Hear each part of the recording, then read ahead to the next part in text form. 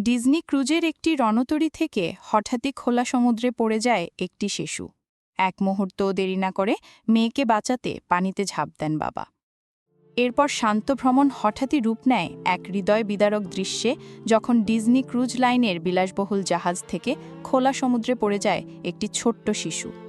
এক মুহূর্তও দেরি না করে মৃত্যুর শঙ্কাকে উপেক্ষা করে পানিতে ঝাঁপ দেন তার বাবা। চারদিক থমকে যায়, থেমে যায় বিশাল জাহাজের গতি। শুরু হয় এক মহাবিপদের ভেতর ভালোবাসার এক সাহসিক অভিযান। এই দৃশ্য চোখের সামনে দেখে থাকা যাত্রীরা বলছেন, এমন ভালোবাসা সিনেমাতেও দেখা যায় না। মুহূর্তের মধ্যেই শিশুটি রেলিংয়ের বাইরে চলে যায়, আর কিছু বুঝে ওঠার আগেই সে পড়ে যায় গর্জে ওঠা গভীর সমুদ্রে। তবে সেখানে থেমে থাকেননি বাবা, একটিও ভাবেননি নিজের জীবন। চোখে একটি মাত্র চাওয়া, মেয়েটিকে বাঁচাতেই হবে।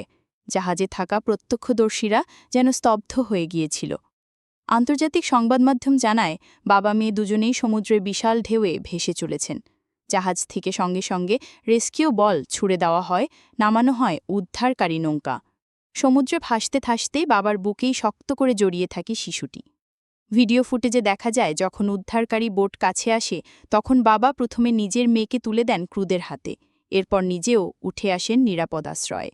সেই মুহূর্তে জাহাজ জুড়ে প্রতিধ্বনিত হয় উল্লাস, কৃতজ্ঞতা আর চোখের জলে ভিজে ওঠে বহু হৃদয়। বিশেষজ্ঞরা বলছেন, সমুদ্র থেকে জীবিত কাউকে উদ্ধার করার হার মাত্র 17 থেকে 25%।